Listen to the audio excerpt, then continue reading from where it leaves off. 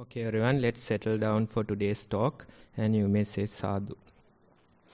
Namo tassa bhagavato arahato samma sambuddhassa. Namo tassa bhagavato arahato samma sambuddhassa. Namo tassa bhagavato arahato samma sambuddhassa. Katame cha te bhikkave cha aparihaniyadhamma Nissarana. Dear Venerable Sister, Dhamma friends, so today we are here with the third talk of the selected Sutta, and as you might recall, in this particular teaching, Buddha is saying certain aspects that will help us to non-decline. Last 2 days we covered 2 of them, and today we have the third one. And in order to explain this, I'll start like this. Now, let's say a worldly life. That person might be really busy. They might be working for many hours. They might be studying for many hours. And they are continuously on the move. Starting from early in the morning till probably 10, 11 at night, they continuously work. And sometimes, their senses are exhausted. They hear so many sounds. They see so many sights. They get so much light to their eyes, right? Even the other senses, they are exhausted. Usually, let's say our eyes, they are programmed or they are trained for probably 12 hours of sunlight, 12 hours of darkness. That's how the usual training is. But with this new age, with all the facilities that we have, now probably we are exposed to 18 hours of light. And it's not like the natural light, especially when it comes to devices, computer screens, phone screens. They emit so much light and it is so strong. So you can see naturally the eyes get exhausted. Then the surrounding world, it is probably too noisy. When you travel in a bus or a vehicle, you hear so many sounds, traffic sounds, honking, then probably other sounds in the city and loudspeakers. So that way even the ears get exhausted. Same goes for the other faculties. And finally, all of these things come to the mind, and mind gets naturally exhausted. So this way, a busy person, they are exhausted towards the end of the day, and only relief they get is the sleep, right? That feels like heaven. At least at the end of the day, you get to sleep for few hours, probably 6-7 hours of sleep that they get, right? So that's the only way of relaxation a worldly person is experiencing. They are exhausted, they come home, they probably eat dinner, and they go to bed. Those few hours feels much more comfortable, much more relaxing. Why? Nothing bothers them. Probably they are not getting a good night's sleep, because with an exhausted mind, you can't really sleep peacefully. That is not possible. Maybe when you go to bed, you hear this ringing sound in your head, right? And sometimes all the problems, issues that you had to face during the day comes to your mind, right? So that person, although they are tired, they probably won't get a good night's sleep. A proper sleep, they won't get, right? So probably talking in their sleep, turning and tossing in the bed, that type of a sleep they get. They don't sleep peacefully, but at least those few hours, it is helping them, right? So that type of usually throughout the night, you won't get a proper sleep due to that exhaustion. And maybe your spouse, maybe the other person on your bed, they might know how you behave during these sleep hours. You have to secretly ask them, how am I during my sleep? Probably talking, discussing certain matters, maybe doing presentations in sleep, right? So those type of behaviors are there. I remember one funny story. It says that one person, he's sitting in a sleep clinic and he sees a beautiful girl next to him. So he gets closer and asks her, what is the matter? Why are you here in this sleep clinic? Then the girl is saying, I am talking in my sleep. That's the problem. That's why I am here. The boy, being obviously interested, he says, I am a listener in my sleep. Right? So matching couple. Right? So probably if your spouse is a listener, then it might work. Right? So anyway, due to the tiredness, we don't get to experience a peaceful sleep. Maybe it is full of dreams. Some people, they experience night terrors or these dreadful dreams, right? And that very experience makes them afraid of sleep. So you can see all of these things, they are related to the status of your mind. If your mind is peaceful, whether you are awake or not, you are peaceful.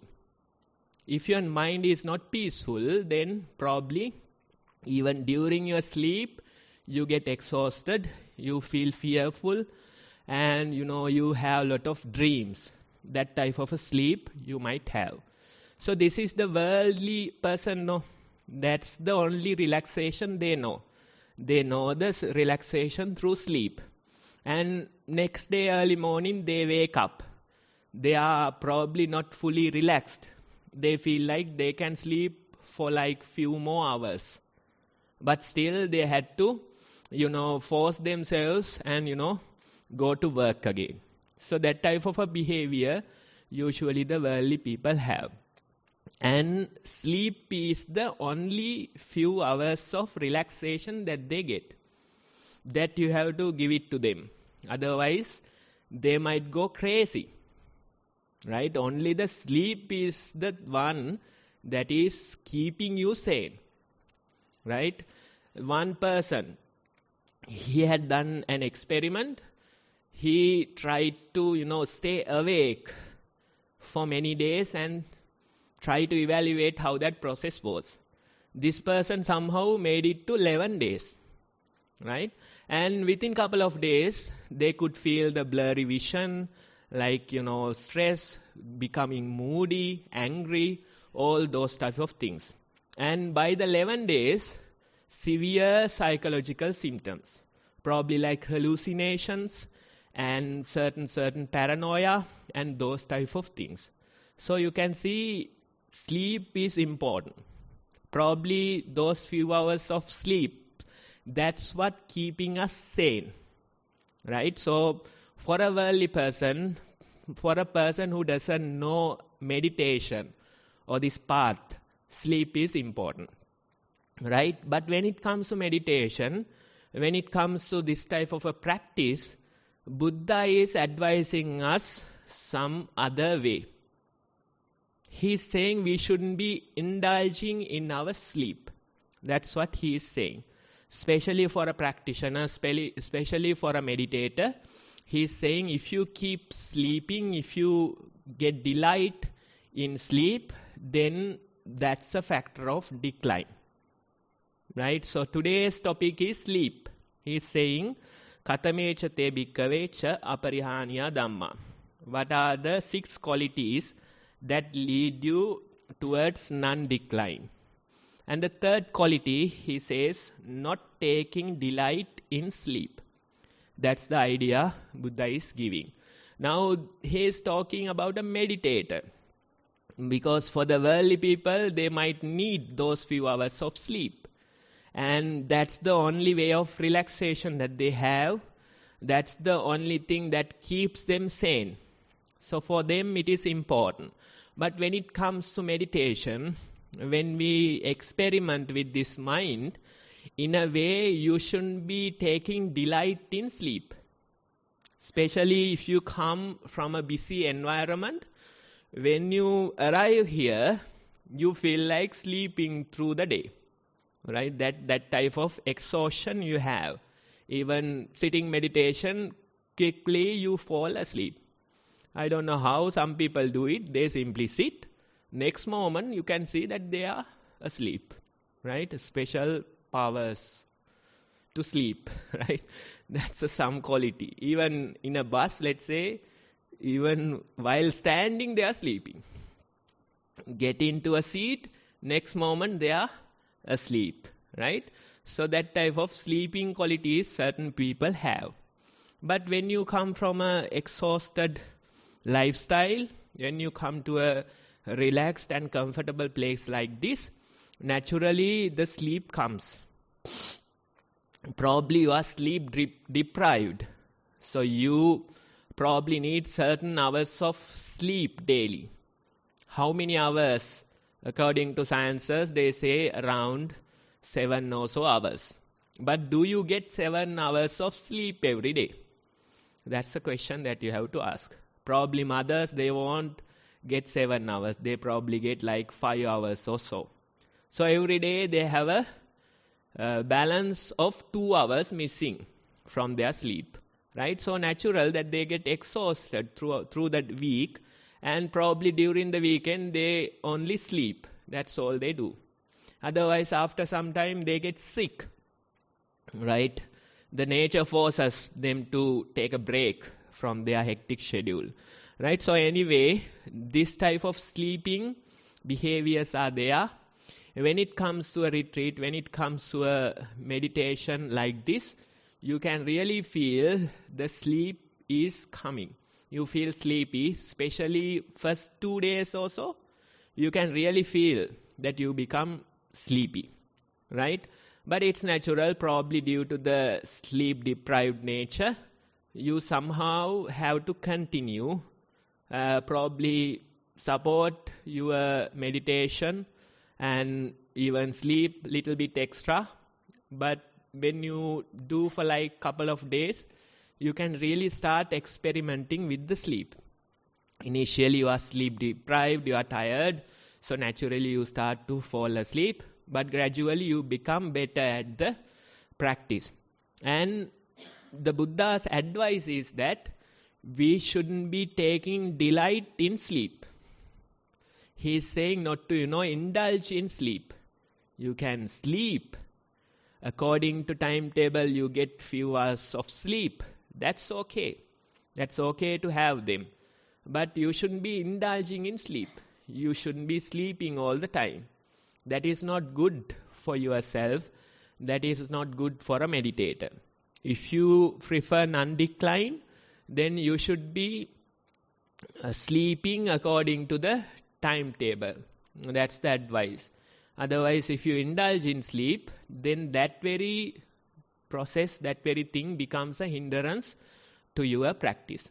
Because you know why? In order to experiment with this mind, you have to minimize your sleep a little. Otherwise, if you sleep too much, then what happens is that during the awake time, you feel comfortable, you feel relaxed, that type of a nature you have. But when you reduce the sleep a little, you can really see different tendencies, behaviors of this mind. So if you sleep so much, too much, then what happens is that the real nature of the mind is hidden. Sometimes due to sleep, the opposite qualities might come. Your mind goes all over the place. It goes crazy, kind of like so much chaos in the mind. When you sleep too much, sometimes people experience that as well. Too much chaos, because the other extreme comes to balance this system. Right? So In this noble experiment, it is advised that you sleep certain number of hours. With those hours of sleep, you continue your practice and you experiment with your mind. If you sleep too much, then it is not good for the practice. It might hide certain aspects of the practice.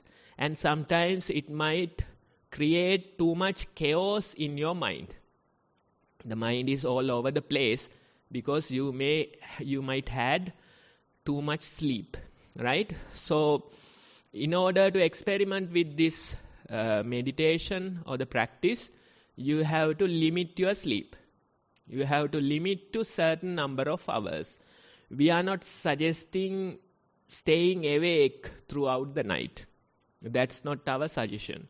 You have to have certain hours of sleep that is necessary for your mind and body, right? So it's okay to sleep for certain number of hours. While supporting with those hours, you continue your meditation, right? And in meditation, you feel that you get so much relaxation. When you do the walking and sitting practice, when you try to be mindful during the day, that helps for you to relax. So you don't have to sleep so much. Most of our energy is gone for the thinking processes, thinking thoughts. That's the main consumer of energy. And when you spend a busy day, probably towards the end day, you feel that you are really exhausted because you have been thinking, planning all the time, right? So you need many hours of sleep afterwards. But what we suggest is when we do the mindful practice, we are not encouraging those thoughts that much. We don't support those thoughts. We don't start encouraging them, energizing them, right? So that change of attitude, that distance that you create in your mind helps you to save energy. And when you save energy, you can realize that with minimum number of hours of sleep, you can survive. And even the food intake, right? That also goes hand in hand with sleep. Because when you eat too much, what comes next is the drowsiness. That's natural. Even the 1 p.m. discussion, it feels drowsy most of the time. Even for me and as well as the audience.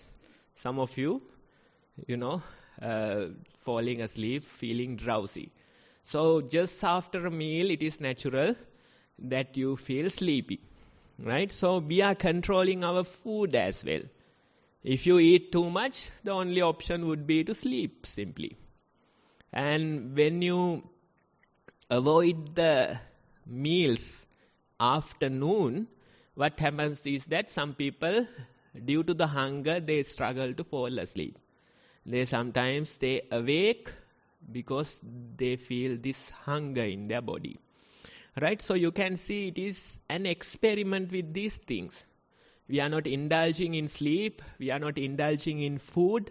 Instead, we try to experiment with them. Even the hunger, it is a good feeling to feel. Because maybe for your entire lifetime, you haven't experimented with hunger.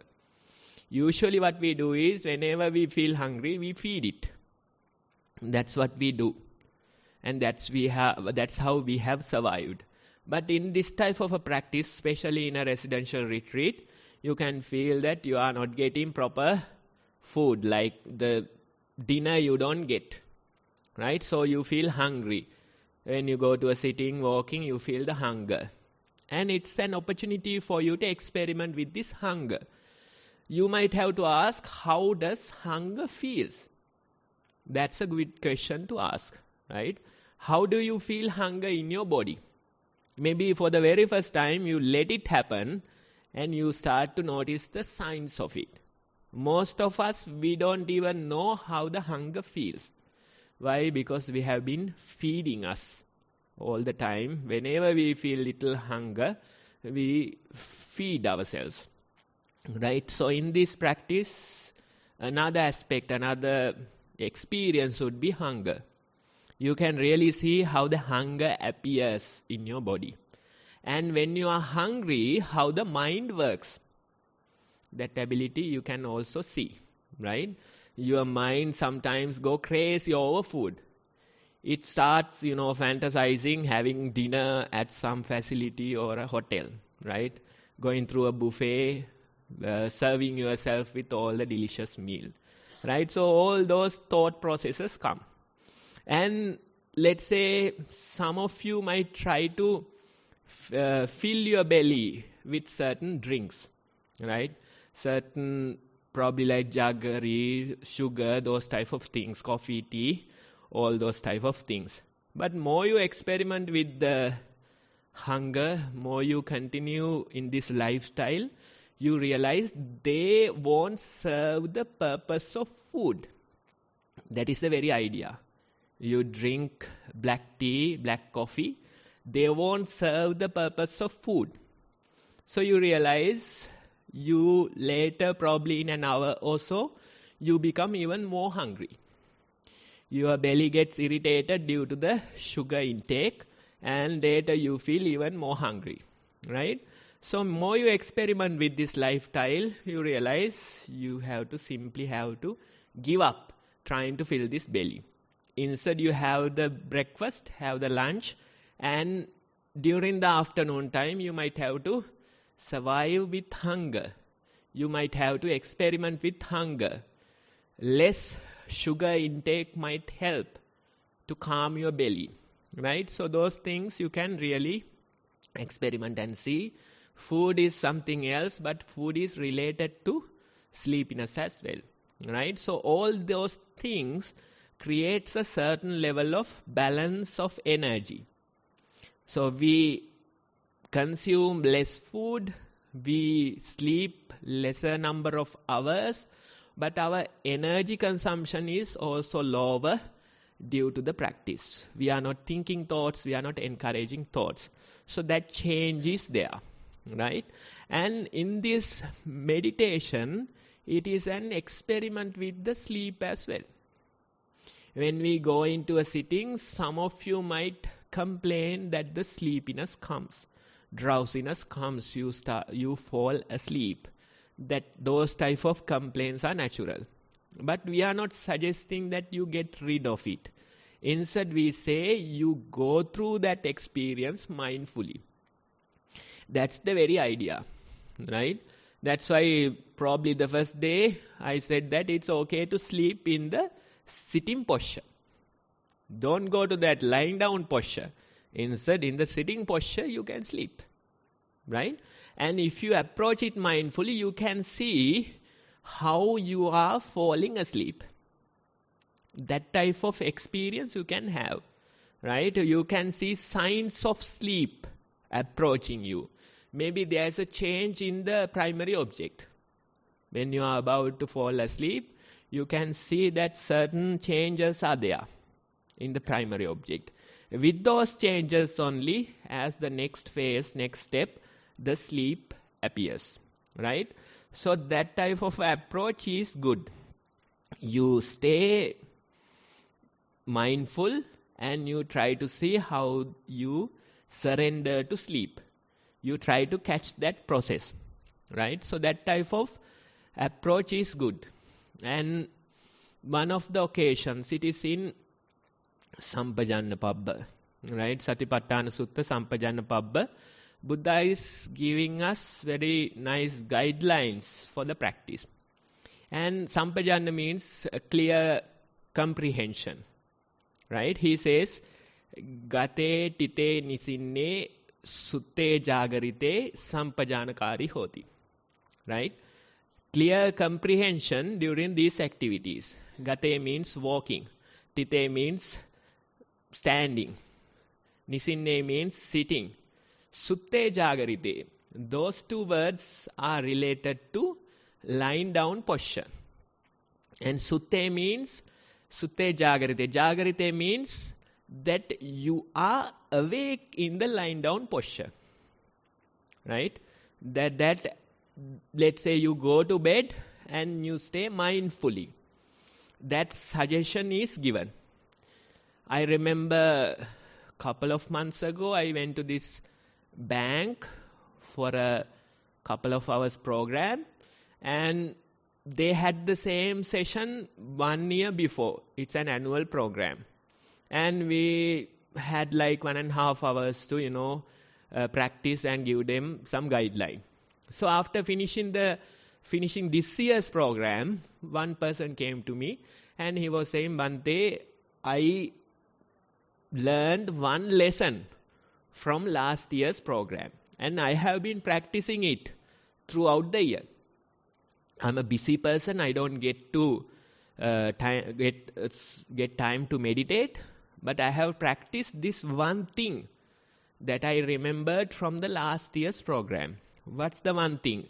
After going to bed, till I fall asleep, I try to be mindful. Right? So he has practiced it for an year.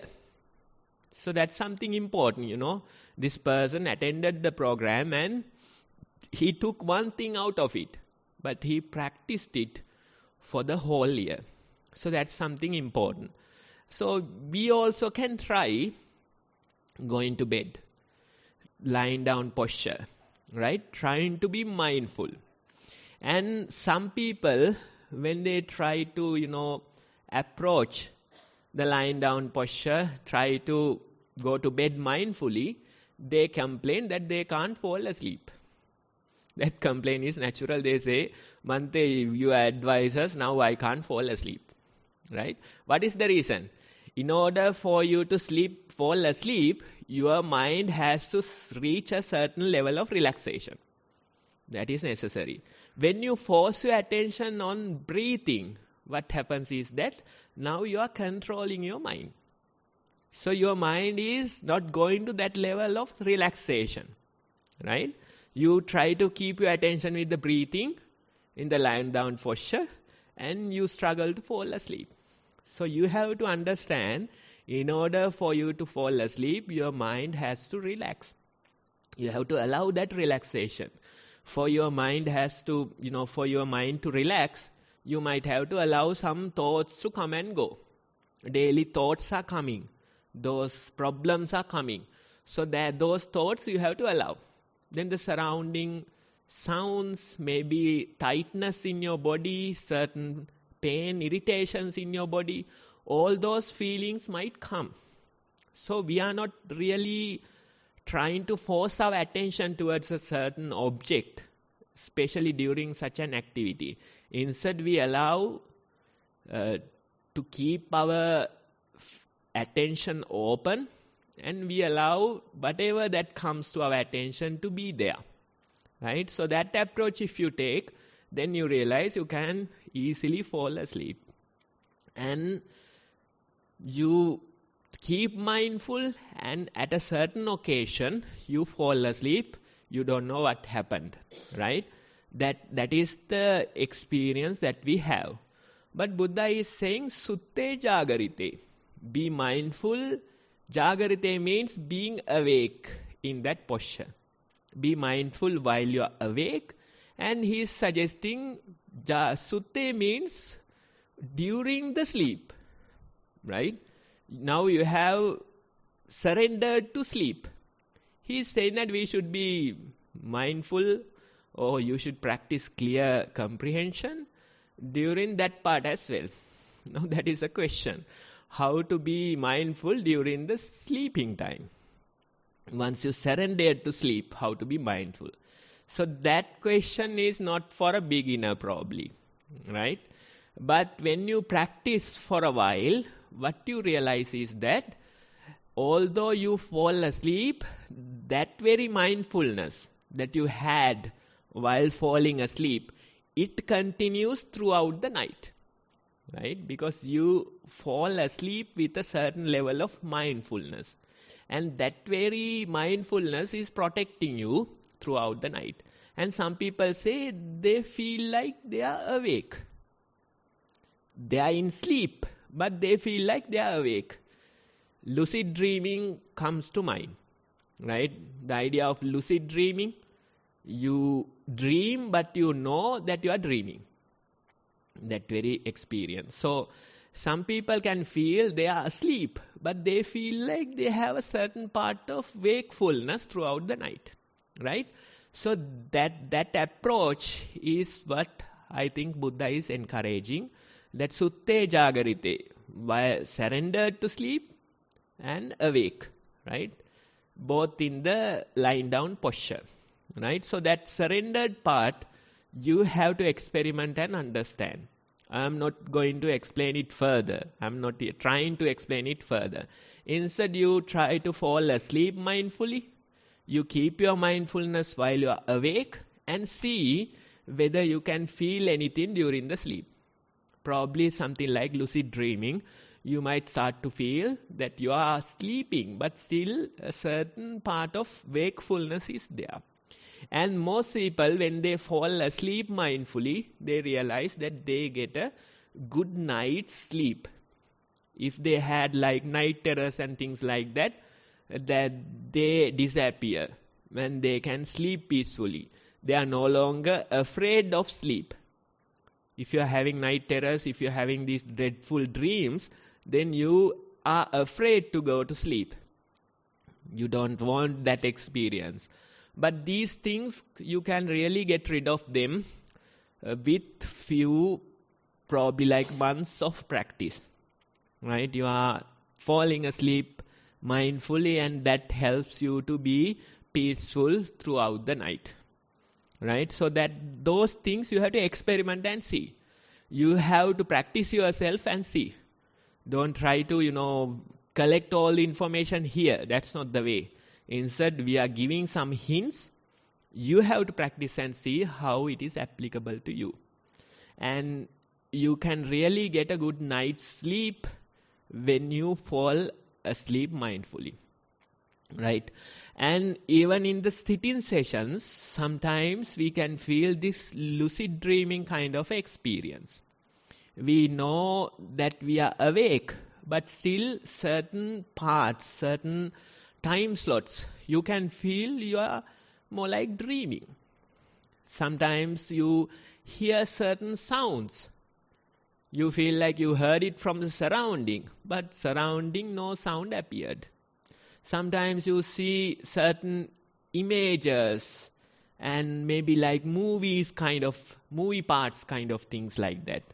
Right? You feel like something happened in the surrounding. Somebody came and talked to you, that type of a thing you feel. But actually it is more like lucid dreaming. You are dreaming, but you know that you are dreaming. That very ability. You feel like it is real. You feel like you heard something. Right? So those experiences also you can see really in your daily practice. When you do few hours of meditation, you get to experience these things. Even this type of a retreat, we suggest that you go to sleep mindfully, you wake up mindfully. Even in your daily life, no matter whatever you do during the day, at the end of the day, at least try to be mindful till you fall asleep. That approach is important. And I think I mentioned earlier as well that relaxation. The worldly people, they only know the relaxation through sleep or relaxation through ignorance. But when we have this approach towards the practice, when we continue our mindfulness for some time, you get to know a different type of relaxation. That different type of relaxation is wakeful type of a relaxation. Initially, you get to experience it in the sit-in sessions. That's where you get to experience it. You realize by sitting for a while, you feel much more relaxed. Some people, they come home after many hours of work. Instead of taking a nap, they do a sit-in session. And the initial part of this sit-in session, you can really feel You are exhausted, you get so many thoughts, the body is paining, aching, all those problems are there. But when you power through, when you go through that sitting session, maybe like when you do 40 minutes or so, you can really feel when you get up from the sitting session, you feel much more relaxed and comfortable. If you have a nap, when you get up, how do you feel? Right? Usually we feel this drowsiness. We feel lack of energy after a nap. You feel like sleeping again. That type of a mentality you have. But let's say this type of meditation session, sitting session, when you wake up, you are fresh. You feel like you had few hours of sleep. That type of relaxation comes. Right? So you can really see how these type of wakeful relaxation can really help you. Right? And I presented some details from a research the other day. They have done some research and they have measured the difference between these two. The relaxation through ignorance and the relaxation through wakefulness. Those two they have compared. And they have measured the oxygen consumption levels of the brain. That's their indication of relaxation.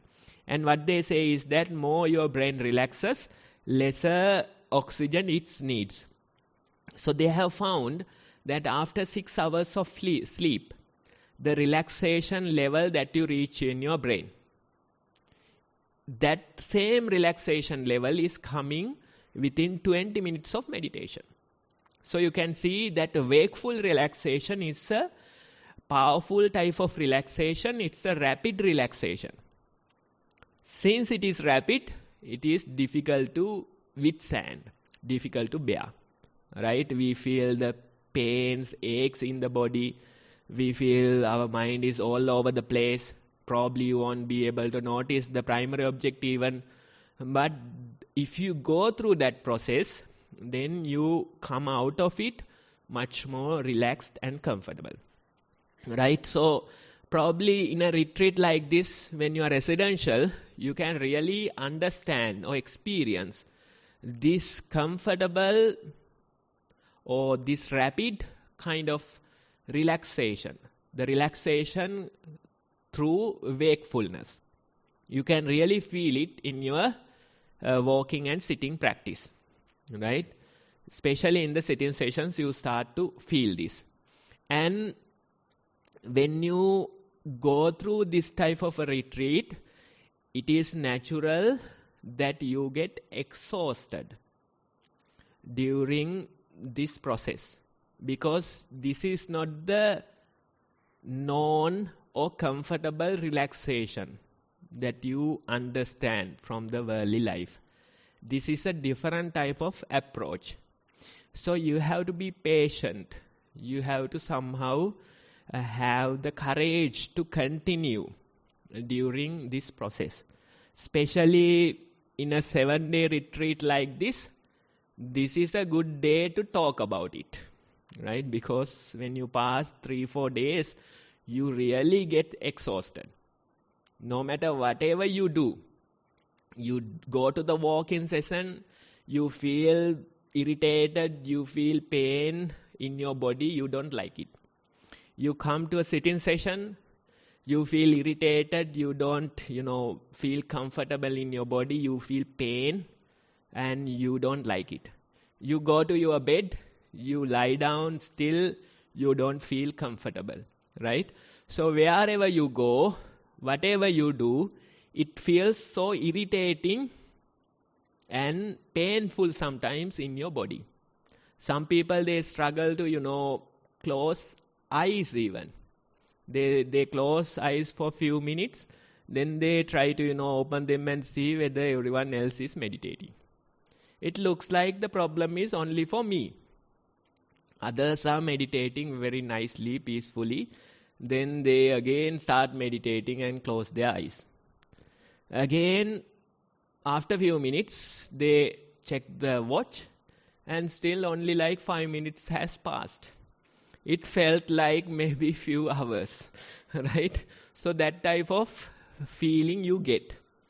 The time it changes in the way we perceive it, the status of our mind, it changes the experience of time, right?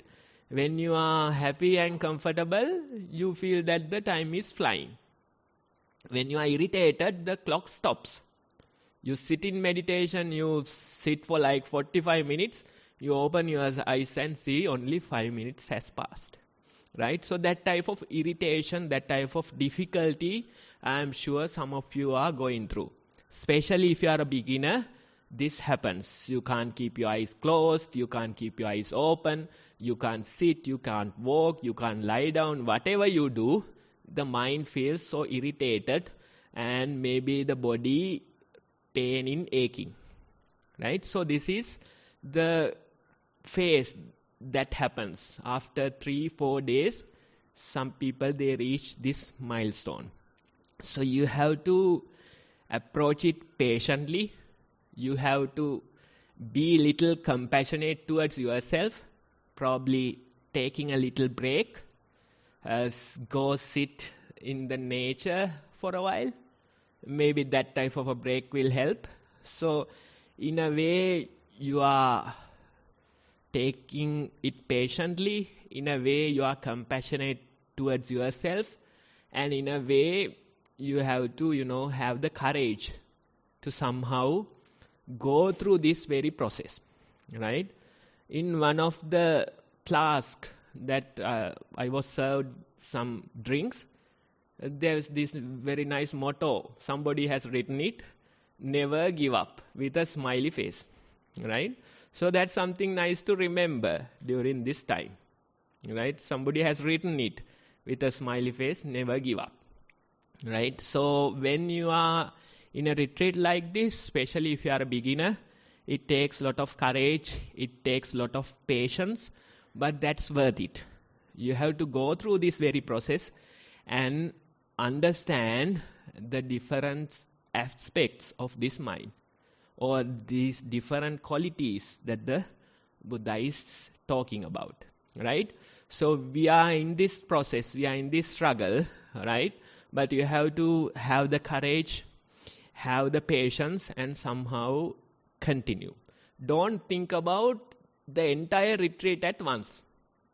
Don't think about the entire 7 days, right? Instead, only focus on today. That's a better way to approach it.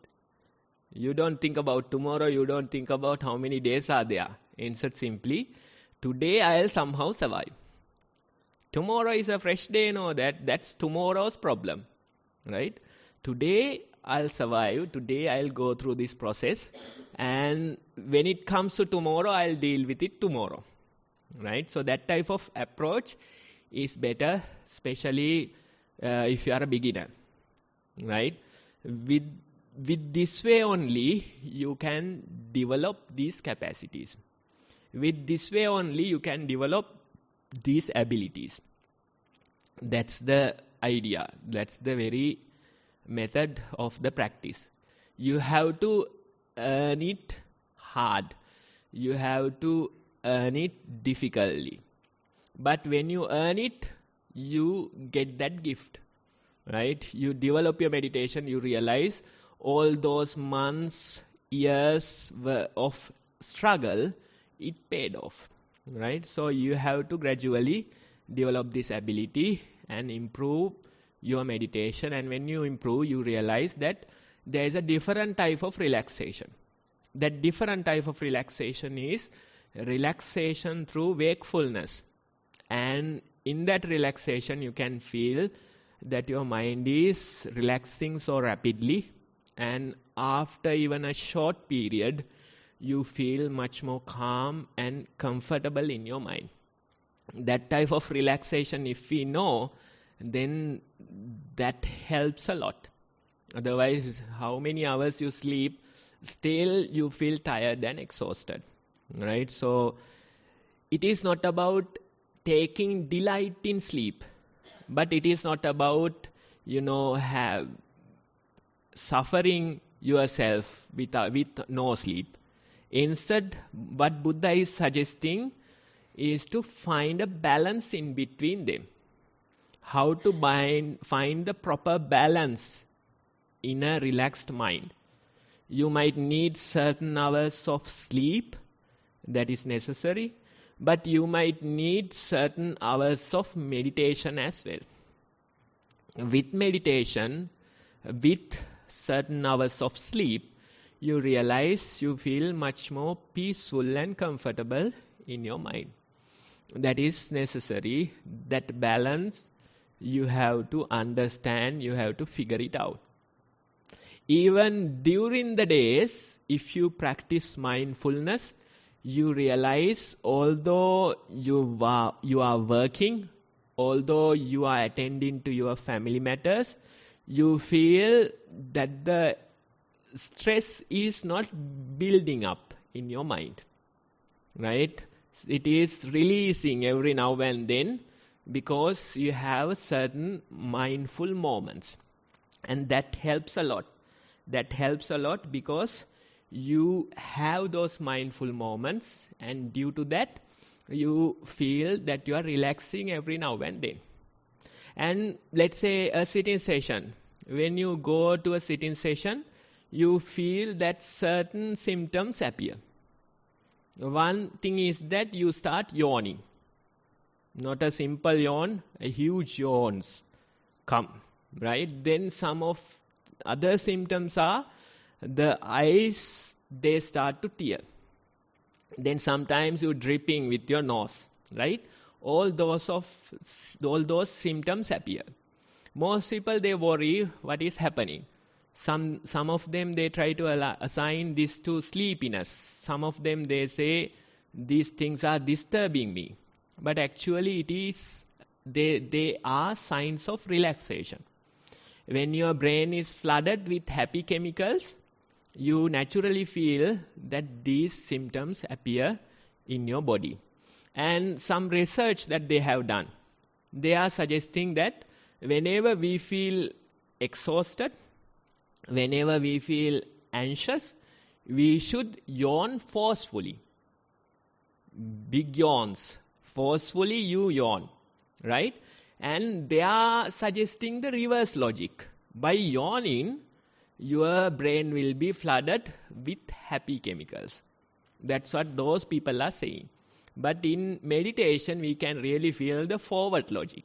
Naturally, your brain is flooded with happy chemicals, and as a result, you feel much more relaxed and comfortable. You start yawning, you start tearing your eyes. All those symptoms appear.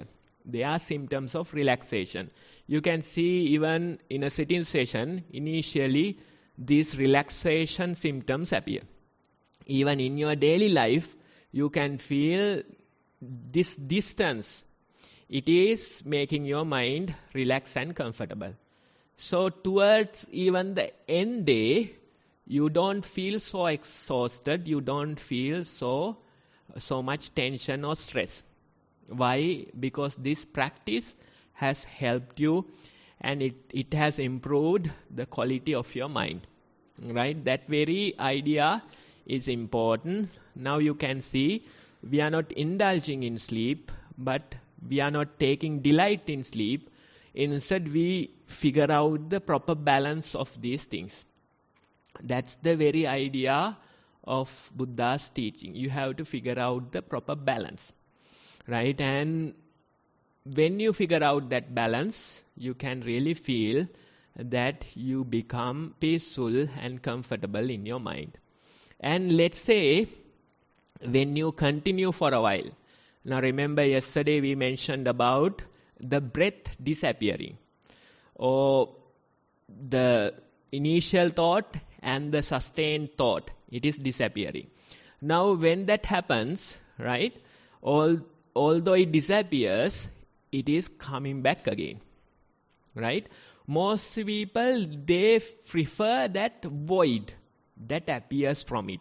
They say that I feel this void, I feel this emptiness, and that's my meditation, right? Some of the yogis, That's their goal, that's their target.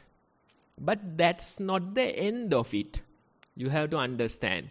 The Buddhist concept of emptiness is different. Instead, it says that, there is no real essence in it.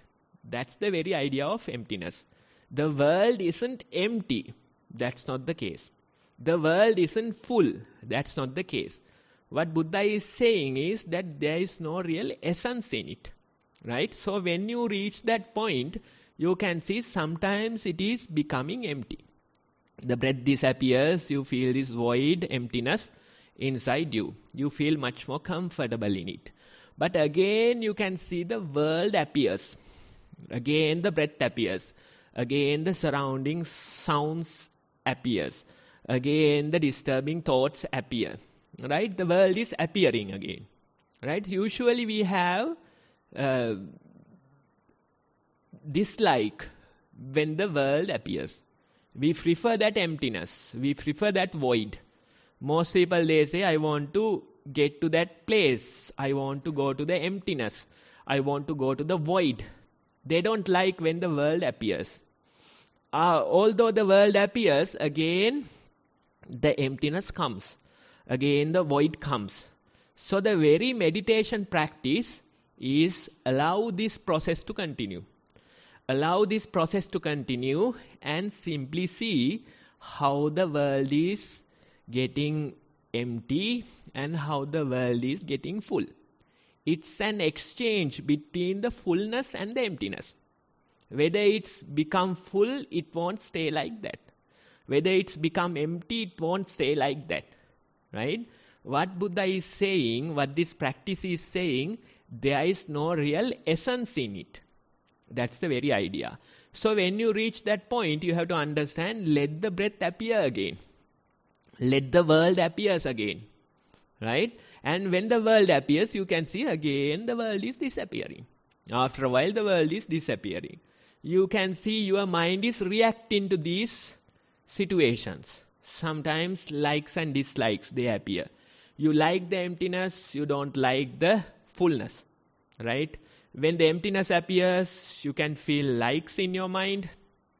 When the fullness appears, you can feel dislike in your mind. But anyway, you simply continue this through this process. When there is likes and dislikes, you simply know that my mind doesn't like when the world appears. My mind likes when the world disappears. You observe your likes and dislikes and simply continue. And when you continue for a while, you can realize that your mind is accepting, or the practice is developing towards there is no real essence in it. Whether it is full, there is no real essence. Whether it is empty, there is no real essence.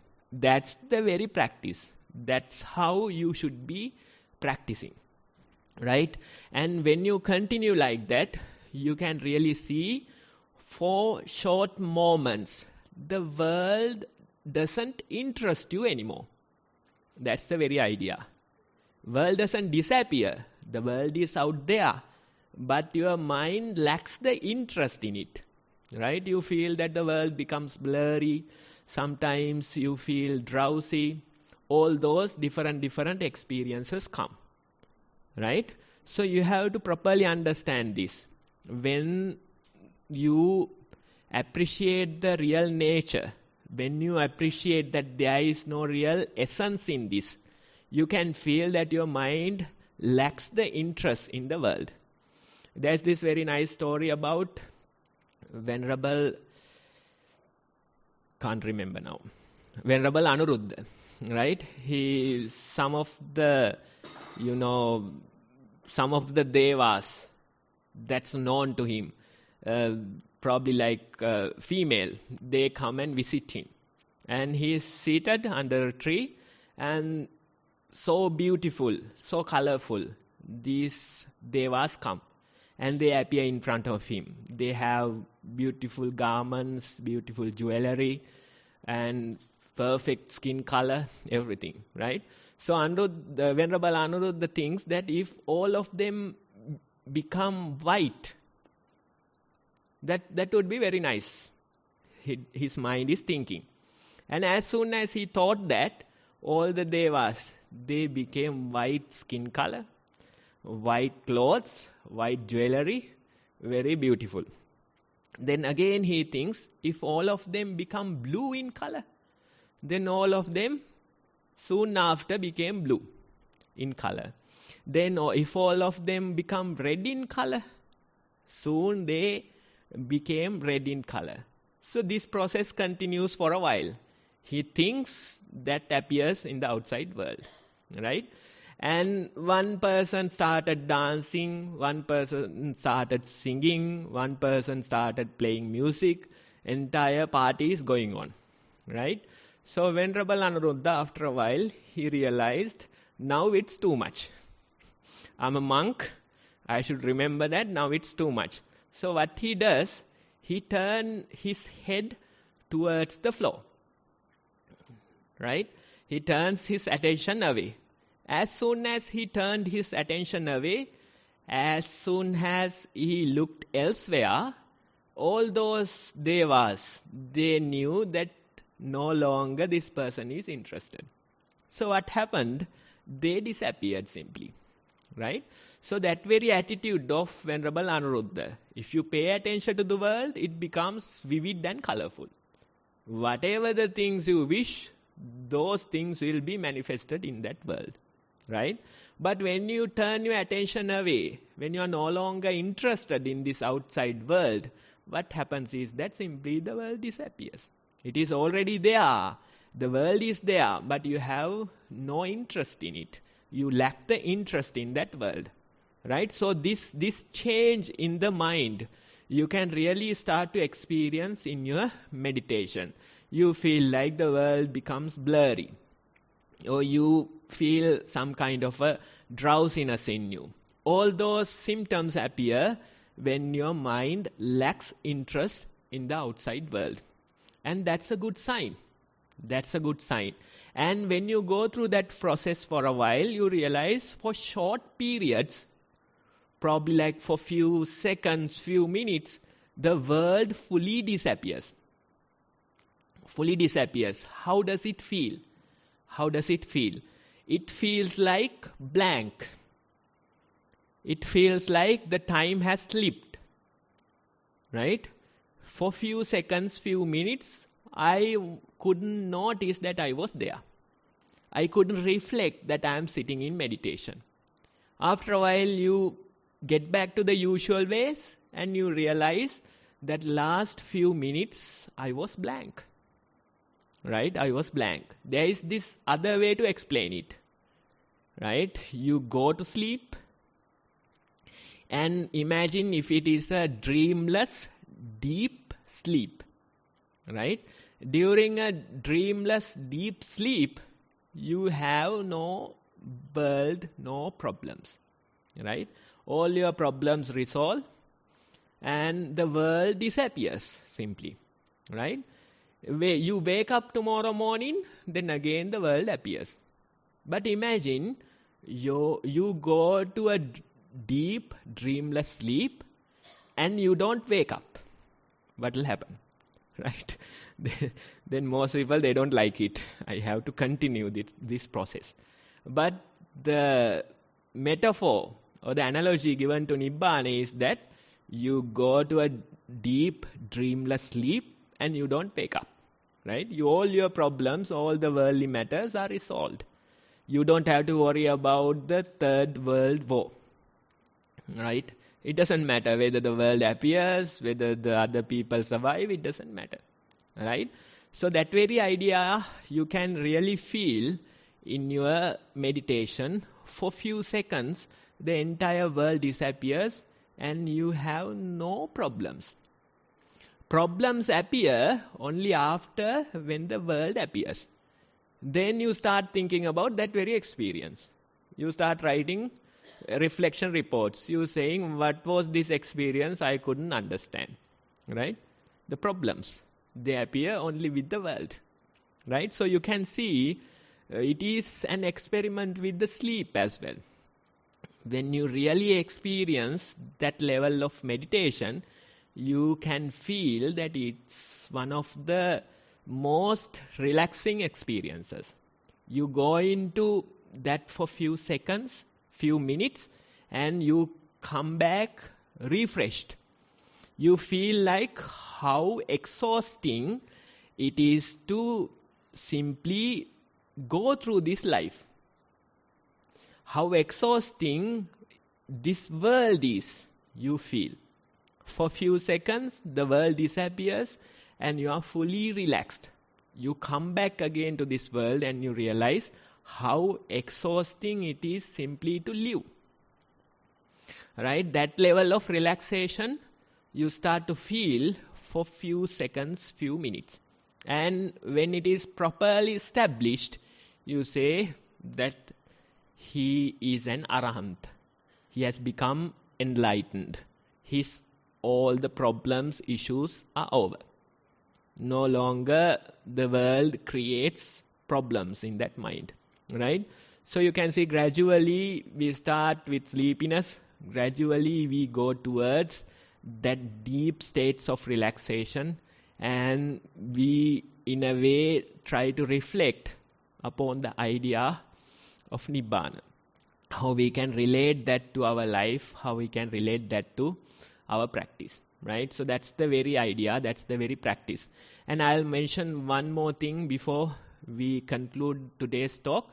Now, let's say even an arahant, they have certain issues remaining with them, right? They are called karmic imprints. That's the word. Otherwise, Pali term is vasana. Vasana, it's not really vasana, it is avasana, right? They are called karmic imprints. Let's say certain karmic tendencies they have had throughout the samsara. After practicing, they have become an arahant. Still, they are left with these vasana qualities. Vasana means karmic imprints. And they are left with those qualities.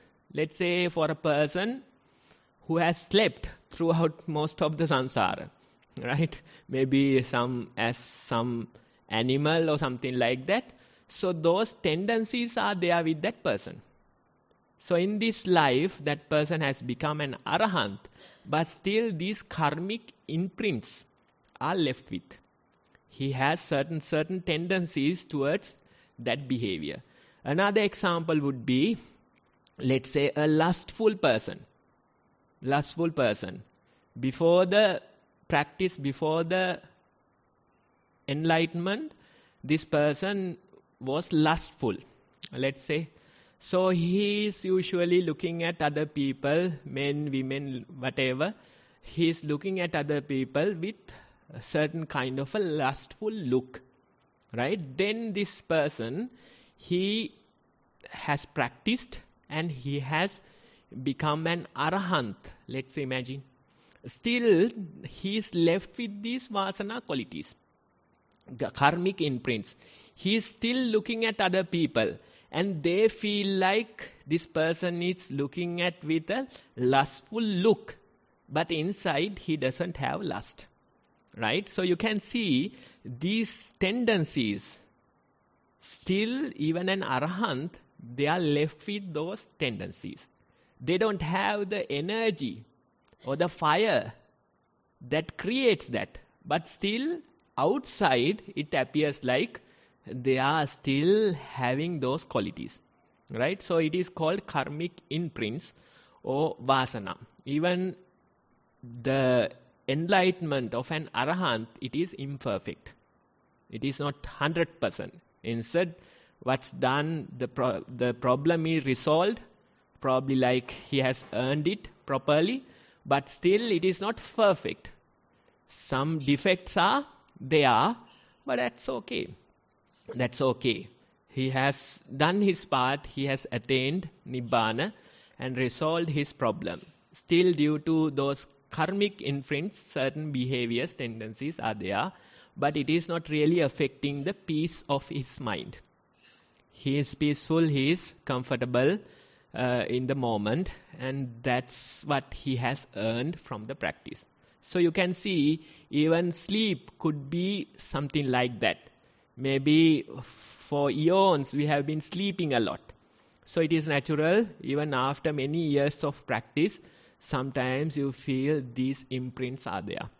Certain level of sleep that you are addicted to that.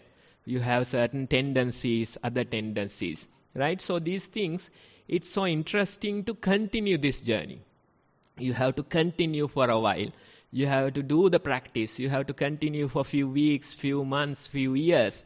And when you continue only, you can really get your experiences with these things. It's not really about learning the Dhamma. Learning can become a real hindrance when you are a meditator. You have to learn a little. But in this process, we are learning a lot. Right? We are comparing our experiences. We are relating those experiences to the explanations in the book. Right? That whole process is a learning process. And that's the best way to approach this. Otherwise, if you start with a lot of book knowledge, it is not easy to continue this practice. You start analyzing, you start giving names to all of these things. Right?